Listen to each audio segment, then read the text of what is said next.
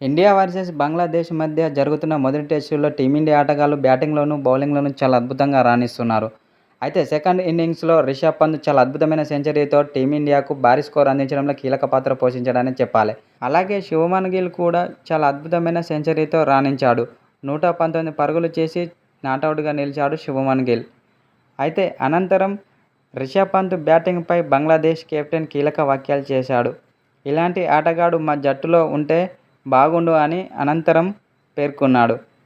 అయితే ఇలాంటి ఆటగాడు జట్టులో ఒకడుంటే ఆ జట్టుకు తిరుగులేదని బంగ్లాదేశ్ కెప్టెన్ మ్యాచ్ అనంతరం తెలిపాడు.